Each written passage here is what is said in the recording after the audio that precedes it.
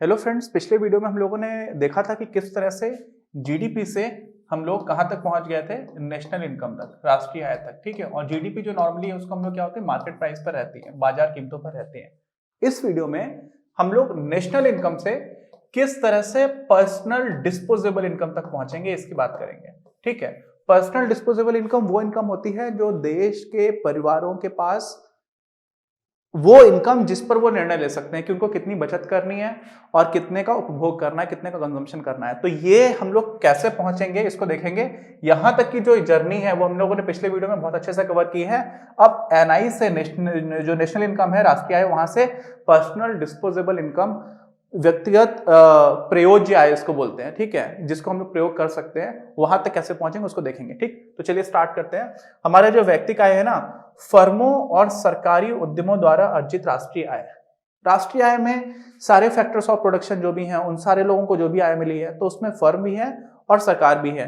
तो इनके द्वारा जो भी अर्जित राष्ट्रीय आय का हिस्सा होता है ना, उसमें से कुछ हिस्सा ऐसा होता है जो डिस्ट्रीब्यूट नहीं किया जाता, जिसको हम लोग बोलते क्या है, अवितरित लाभ। ठीक है, अनडिस्ट्रीब्यूटेड प्रॉफिट्स, इसी को हम लोग शॉर्ट में यूपी लिख देते हैं। ये क्या होता है? ठीक है। तो हो क्या रहा है, जो भी आपकी फर्म है और सरकार है, सरकारी उद्यमों द्वारा, अब जो सरकारी उद्यमों द्वारा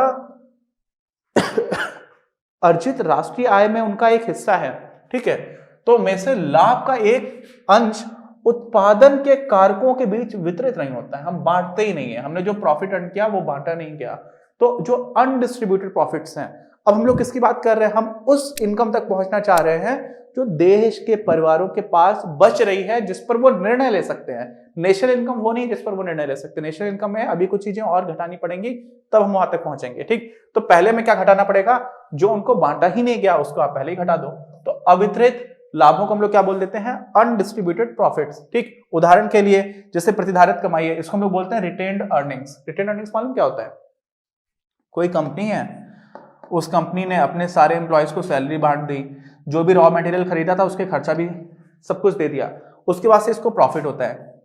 प्रॉफिट जो हुआ उसमें से एक हिस्सा ये अपने मालिकों को, कंपनी के जो मालिक होते हैं, कंपनी के जो शेयर होल्डर्स होते हैं, जो शेयर धारक होते हैं, उनको बांट देती है। उसको डिविडेंड बोलते हैं। ठीक, तो डिविडेंड्स बांट दिए इन्होंने, बाकी का काफी हिस्सा ये रोक लेते हैं जो बांटते नहीं है, उसको हम लोग क्या बोल देते हैं, रिटेन्ड अर्निंग्स। तो ये वो हिस्सा है जो बांटा नहीं गया, तो इसको भी हम लोग इंक्लूड कर सकते हैं। ठीक है। अच्छा, अब अवितरित लाभ जो है ना, परिवारों को उपार्जित नहीं होता है, मिल ही नहीं रहा है क्योंकि बांटा नहीं गया।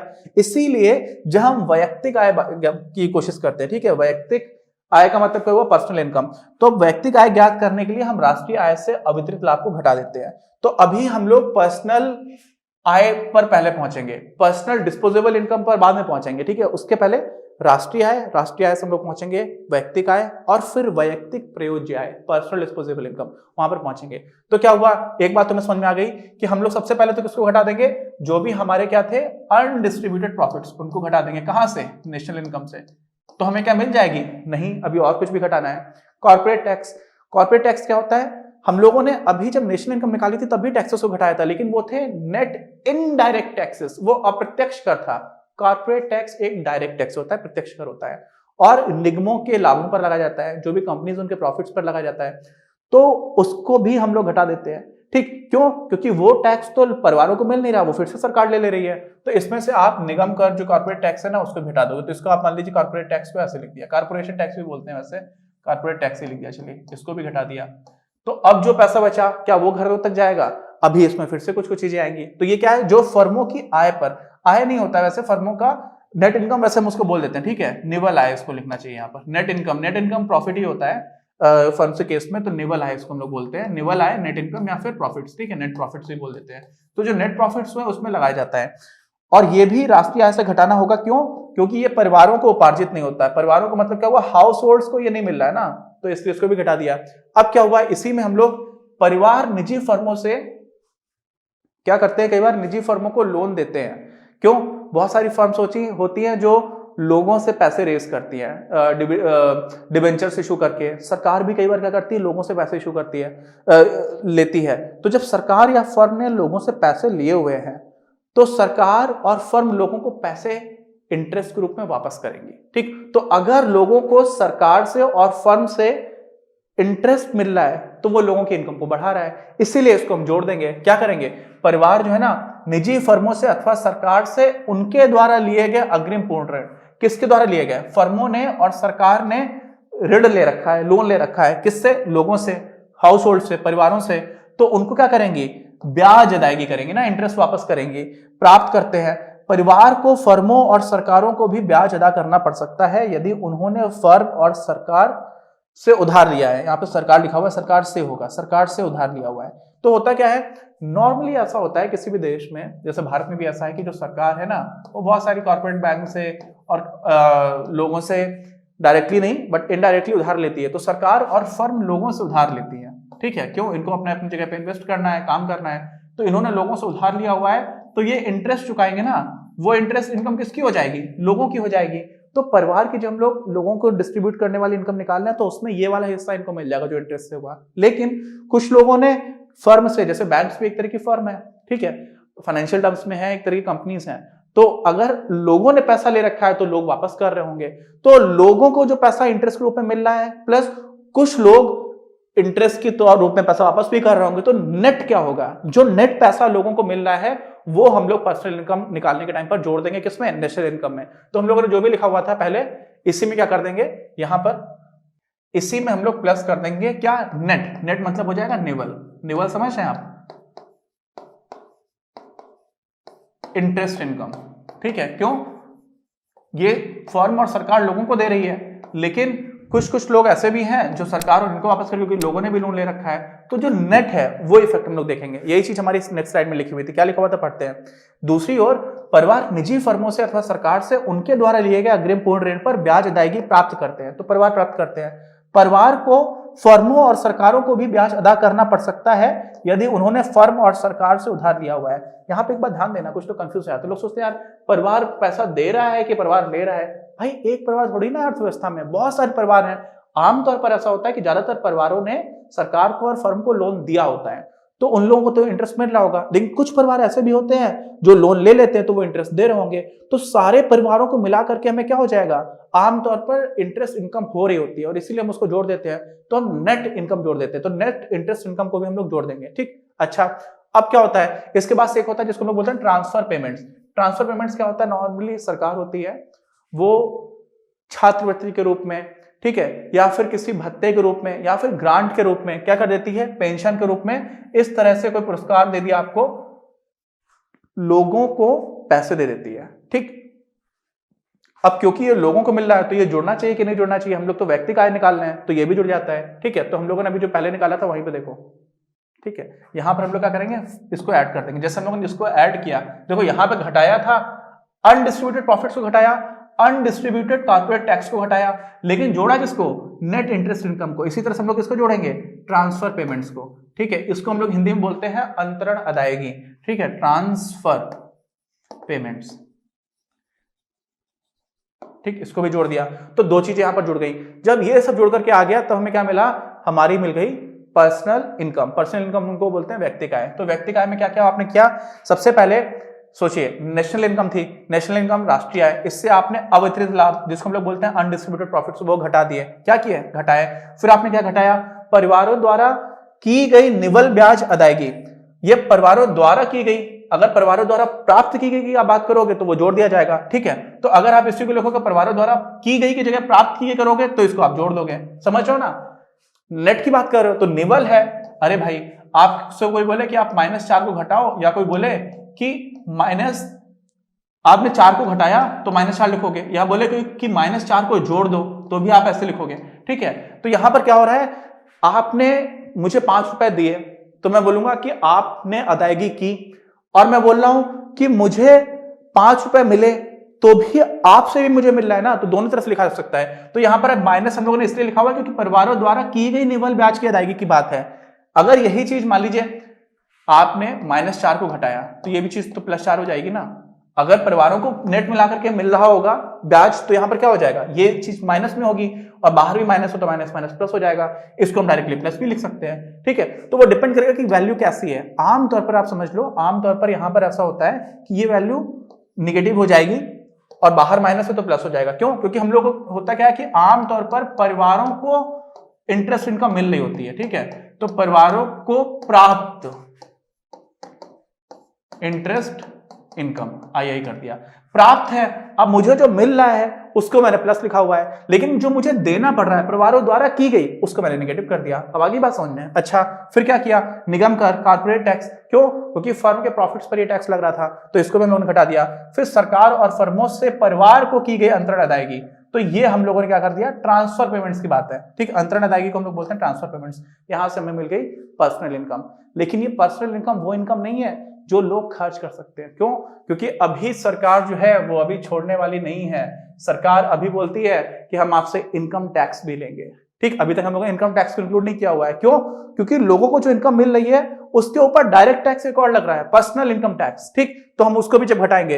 However even pi is not the income over which households have complete से, वो पूरी तरह से नहीं कह सकते कि इसको कैसे खर्च करना है। दे हैव टू पे टैक्सेस फ्रॉम पीआई, अभी उनको पर्सनल इनकम से भी टैक्सेस देने होते हैं। और मैंने आपको बता ही दिया पर्सनल इनकम से आप क्या करोगे, जो निकाला था ये तो वही फॉर्मूला लिखा हुआ है। नेशनल इनकम से आपने अनडिस्ट्रीब्यूटेड प्रॉफिट्स को घटा दिया, net interest payments made by households, तो हमने इसको घटा दिया है। इसी को अगर हमने ऐसे लिखा होता है, इसी को ऐसे लिख सकते हैं। और जो चीज मैंने आपको समझाई थी, नेट इंटरेस्ट रिसीट्स, पेमेंट्स की जगह लिख सकते हो रिसीट्स, ठीक है। फिर मेड हट जाएगा, ठीक है, रिसीट्स रिसीव्ड बाय हाउसहोल्ड्स, ठीक है। तो जो उन लोगों ने हाउसहोल्ड्स को मिली, तो वहां पर अगर आप पे कर रहे हो तो उसका नेगेटिव लिखा हुआ है, रिसीव कर रहे हो रिसीट्स के हिसाब से देखोगे तो उसको ऐड कर देंगे, ठीक है। तो यहाँ पर ये ऐड हो जाएगा, या तो अगर माइनस लिखा हुआ तो पेमेंट्स रहेगा। फिर आपने क्या किया, कॉर्पोरेट टैक्स को घटा ही दिया, ट्रांसफर पेमेंट्स जो आपको मिले उसको आपने जोड़ दिया, तो आपको मिल गई पर्सनल इनकम। ये किसमें क्या है, नेशनल इनकम में। तो नेशनल इनकम तक हम लोग पिछले वीडियो में पहुंचे थे, नेशनल इनकम से पर्सनल इनकम तक पहुंच गए, लेकिन पर्सनल इनकम पर भी पूरा अधिकार नहीं है लोगों का। इसीलिए इसमें हम लोग क्या करेंगे, टैक्सेस को घटाएंगे। क्या कर देंगे, व्यक्तिगत प्रयोज्य आय निकालने के लिए सबसे पहले तो आपके पर्सनल इनकम टैक्सेस को घटा दिया था। पर्सनल टैक्सेस को घटाते हैं, नॉर्मली इनकम टैक्स होता है, और साथ में कई बार सरकार फाइन लगा देती है। अभी कोरोना काल में बहुत लोगों के ऊपर फाइन लगा, आप लोग 6 फीट की दूरी बना करके नहीं चल रहे हो तो फाइन लग गया, हेलमेट पहन के नहीं चलते तो फाइन लग जाता है। तो इस तरह का फाइन भी कलेक्ट कर लेती है, तो वो भी आय में से कट जाएगा। फिर जो आय बचेगी उसको हम लोग बोलते हैं पर्सनल डिस्पोजेबल इनकम, ठीक है। तो यदि वैयक्तिक आय से वैयक्तिक कर अदायगी, उदाहरण के लिए आयकर, और गैर कर अदायगी, गैर कर मतलब क्या होता है, जो टैक्स आपको नहीं देना है, जैसे शुल्क आदि, आपसे कोई भी हर्जाना ले लिया, जुर्माना लगा दिया आपके ऊपर, को घटा दे तो हमें जो प्राप्त होगा उसे वैयक्तिक प्रयोज्य आय कहते हैं। This is personal disposable income, ठीक है। क्या हुआ, वैयक्तिक आय माइनस वैयक्तिक कर अदायगी माइनस गैर कर अदायगी, देख लो आप लोग ठीक से, ठीक। अच्छा, अब क्या हुआ, यही हमारी पर्सनल डिस्पोजेबल इनकम आ गई।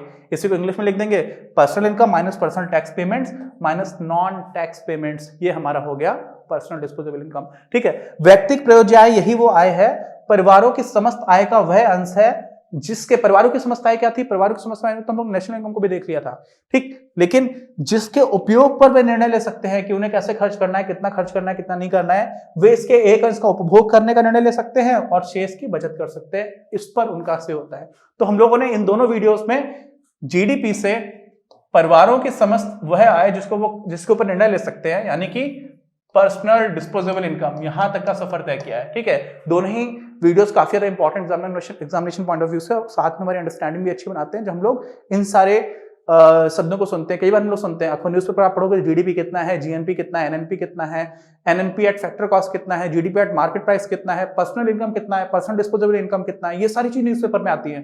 तो अगर आप अर्थशास्त्र पे न्यूज़पेपर उठाओगे, इकोनॉमिक टाइम्स उठाओगे, तो आपको ऐसा कुछ देखने को मिलेगा और आपको समझ में नहीं आएगा। अगर ये दोनों वीडियो ठीक से देखें तो काफी चीजें आपको समझ में आना स्टार्ट हो जाएंगी, ठीक है। अब क्या हुआ, यदि व्यक्तिगत आय से व्यक्तिगत अदायगी को हम लोग हटा देते, ये तुम लोग ने देख ही लिया था, ठीक, तो आपको ये मिल जाता है। अच्छा, ये एक आपकी बुक में दिया हुआ है काफी अच्छे से। अब देखिए, जो भी हम लोगों ने अभी तक पढ़ा हुआ है दोनों वीडियोस में, उसका एक अच्छे से जल्दी से रिवाइज कर सकते हैं। इसको देख करके हमारी बुक में दे रखा है, ये यहां तक का हिस्सा आपका जीडीपी है। क्या है, जीडीपी, ठीक, यहां तक का हिस्सा, ठीक है। इसमें आपने क्या किया, एनएफआईए को जोड़ा। तो आपको याद है, जब जीडीपी में आप एनएफआईए को जोड़ देते हो तो आपको जो सब कुछ मिलता है वो क्या मिल जाता है, जीएनपी। अब जीएनपी से आपने अगर मूल्यह्रास को घटा दिया तो ये पूरा अगर जीएनपी है और इसमें से ये आपका मूल्यह्रास है, इतना हिस्सा घटा दिया तो इतना बचा, ये जो इतना बचा ये क्या हो जाएगा, ये हो जाएगा आपका एनएनपी। क्या हो जाएगा, एनएनपी। लेकिन आपको पता है ये सारी चीजें हम लोग मार्केट प्राइस पर ही निकाल रहे होते हैं, तो इसको लिख देंगे एनएनपी मार्केट प्राइस। अच्छा, अब मार्केट प्राइस से अगर हम फैक्टर कॉस्ट पर जाएं तो फैक्टर कॉस्ट पर कैसे आते हैं हम लोग? जो भी नेट इनडायरेक्ट टैक्सेस उनको घटा देते हैं। वो भी दो तरह के हुआ करते थे, एक होता था प्रोडक्शन टैक्स, एक होता था प्रोडक्ट टैक्स, उत्पादन कर और उत्पाद कर। तो आपने उनको घटा दिया और साथ ही में आप सब्सिडीज को जोड़ा करते थे, तो उन्हीं दोनों को मिलाकर के हमने अप्रत्यक्ष कर को घटा दिया, लेकिन साथ में सब्सिडीज को जोड़ दिया। तो ये जो दोनों है ये क्या है? आपने पहले ही ब्रैकेट में नेट इनडायरेक्ट टैक्सेस ये लिखा हुआ है। नेट का मतलब क्या हुआ कि आपने उसमें सब्सिडी को पहले से घटा दिया, तो ये आपका नेट इनडायरेक्ट टैक्स भी इसको लिख सकते हो। यार क्या लिख सकते हो? Indirect taxes minus subsidies. वो आपने जब घटा दिया किससे? Net national product market price पर जो था उससे, तो आपको क्या मिल जाएगा? मार्केट प्राइस की जगह net national product at factor cost मिल जाएगा। और यही आपकी राष्ट्रीय आय होती है। राष्ट्रीय आय मिल गई। अच्छा, अब राष्ट्रीय आय जो मिल गई, इसमें हम लोग क्या क्या चीजें घटाया करते थे? कॉर्पोरेट टैक्स घटा देते थे, अनडिस्ट्रीब्यूटेड प्रॉफिट्स घटा देते थे। तो अनडिस्ट्रीब्यूटेड प्रॉफिट्स आपने घटाया तो यूपी घटा दिया, फिर आपने कॉर्पोरेट टैक्सेस को घटाया तो आपने ये भी घटा दिया। फिर परिवारों को प्राप्त अगर ब्याज अदायगी है तो आप उसको जोड़ोगे, क्या करोगे? प्लस परिवारों द्वारा निवल ब्याज अदायगी अगर लिखा हुआ है तो यहां पर क्या हो जाएगा? ये वाला पोर्शन उस हिसाब से यहां पर घटना चाहिए, ठीक, क्योंकि परिवार अगर पे कर रहा है तो उनके पास तो हिस्सा रह नहीं जा रहा है। तो ऐसे में क्या हो जा रहा है? जब घटा रहे हैं तभी तो हम लोगों ने ये वाला हिस्से को हटा दिया है पूरा, तो यहां पर इसीलिए क्या हुआ? ये भी चीज जुड़ी हुई है। तो आप नहीं समझ में आए, देखो हम लोग कर क्या रहे हैं यहां पर, ये जो पूरा हिस्सा है, ये पूरा हिस्सा कितना है? ये पूरा हिस्सा क्या था आपका? एनएनपी एफसी के बराबर है, फैक्टर कॉस्ट। अब इसमें से हमें कुछ चीजें हटा देनी है, तब हमें मिलेगा आपका क्या? Personal income. तो क्या क्या चीजें हटा रहे हैं? आपने इसमें से यूपी हटा दिया, अनडिस्ट्रीब्यूटेड प्रॉफिट्स, अवितरित लाभ, साथ में आपने इसमें कॉर्पोरेट टैक्स को घटा दिया, साथ में आपने इसमें परिवारों को जो आप पैसा मिल रहा है वो नहीं घटा रहे हो, परिवार जो पे कर रहे हैं वो घटा रहे हो, इसलिए आपने परिवारों द्वारा निवल ब्याज अदायगी इसको भी घटा दिया। और साथ में सरकार ने जो ट्रांसफर पेमेंट्स किए हैं वो आप जोड़ोगे, तो इसमें क्या हो जाएगा? परिवारों द्वारा प्राप्त अंतरण। तो जो परिवारों द्वारा प्राप्त अंतरण है वो आपको जोड़ना होगा, तो इसको क्या करेंगे? इसको हमें यहां पर हटाना चाहिए। तो ये चीज यहां पर ऐसे आप इसको घटा दोगे, जो भी ट्रांसफर डिस्ट्रीब्यूशन ट्रांसफर पेमेंट्स थे, तब आपको जाकर के मिलेगी व्यक्तिक आय। तो व्यक्तिक आय में क्या हो जाएगा? यहाँ पर ट्रांसफर जो पेमेंट्स हैं वो यहाँ पर वास्तव में घटाए जाने चाहिए, वो चीज यहाँ पर ठीक नहीं लिखी हुई है। नहीं आई आपको बात समझ में? क्योंकि आप क्या कर रहे हो? बाकी सारी चीजें आप घटाते जा रहे हो, एक चीज आपको जोड़ने वाली है, तो वो यहाँ पर साइन बदल जाएगा। तो यहाँ पर एक चीज में क्या हो जाएगी? जो ट्रांसफर पेमेंट्स है वहां का उसका साइन यहाँ पर नेगेटिव हो जाएगा, ठीक, परिवारों द्वारा प्राप्त अंतरण, तो ये नेगेटिव हो जाएगा, ठीक है। ये आपसे व्यक्तिगत आय मिल गई, और व्यक्तिगत आय जब आपको मिल जाती है तो पर्सनल डिस्पोजेबल इनकम निकालना बहुत आसान है। आपने पर्सनल टैक्सेस को घटा दिया और साथ में जो फाइन्स वगैरह है उनको भी घटा दिया, तो क्या आपने किया? व्यक्तिगत कर अदायगी और नॉन टैक्स पेमेंट्स जो भी आपने किए उनको घटा दिया, तो आपको मिल गया व्यक्तिगत प्रयोज्य आय। अब आप समझ लो कि जीडीपी जब इतनी बड़ी हो, ठीक, उसमें से आपके व्यक्तिगत प्रयोज्य आय इतनी बच रही है, नॉट नेसेसरली कि इतना ही बड़े साइज में कम होगा, ये तो सिर्फ ग्राफ है जो आपको दिखा रहा है। इसी को फटाफट देखेंगे शॉर्ट में। तो जीडीपी में आपने एनएफआईए को जोड़ा तो आपको जीएनपी मिल गया, जीएनपी से आपने डिप्रिसिएशन को घटाया तो आपको एनएनपी मिल गया, लेकिन किस पे मिला? मार्केट प्राइस पर। मार्केट प्राइस से अगर आपको आगे जाना है तो आप इनडायरेक्ट टैक्सेस को घटाते हो और सब्सिडीज को जोड़ते हो, तो आपने इसको इनडायरेक्ट टैक्सेस को घटाया, सब्सिडीज को जोड़ा, तो ये पूरा जो पोर्शन नेट बनकर क्या है इसको आपने घटा दिया, तब आपको मिल गया net national product at factor cost, इसी को हम लोग बोलते हैं नेशनल इनकम। फिर आपने उसमें से अनडिस्ट्रीब्यूटेड प्रॉफिट्स को घटाया, जो नेट अदायगी की परिवारों ने उसको घटाया, और जो कॉर्पोरेट टैक्स था उसको घटाया, और जोड़ा किसको? ट्रांसफर पेमेंट्स को। तो यहां पर ये माइनस साइन ये सही है, ठीक है, जो पिछली साइड थी उसमें हिंदी में गलत था, ठीक, इसलिए मैंने वहां पर बताया था थोड़ी देर तक। फिर क्या हुआ? आपको पर्सनल इनकम मिल गई, और पर्सनल इनकम जैसे मिल गई उसमें से आपने पर्सनल टैक्सेस को घटा दिया और नॉन टैक्स पेमेंट्स को घटा दिया, तो आपको मिल जाएगा पर्सनल डिस्पोजेबल इनकम, ठीक, पहुंच गए। ये पूरा ही जो फिगर है इसको आप देखोगे आसानी से, तो काफी अच्छे से आप पूरा दोनों वीडियोस को रिवाइज कर पाओगे, काफी इंपॉर्टेंट है, एग्जामिनेशन पॉइंट ऑफ व्यू से भी ध्यान रखिएगा। मिलते हैं हम लोग अपने अगले वीडियो में। हमारे ये वीडियो हो गया, अगले वीडियो में हम लोग का रियल जीडीपी से पहले ये जो चीजें पढ़ी हैं इसी का एक क्विक रिवीजन हो जाएगा, ठीक है। सारी हम लोगों ने टेबल्स बना रखी है, हमारी बुक में है, हिंदी में थोड़ी सी चीजें ठीक नहीं हुई लिखी हुई थी, उसको मैंने ठीक किया था, इस वजह से ये अगला वीडियो आप देखेंगे तो दोनों चीजों का, जो दोनों वीडियोस थे उनका क्विक रिवीजन हो जाएगा, कौन सी चीज का क्या मतलब होता है। और बाकी मिलते हैं अपने अगले वीडियो में।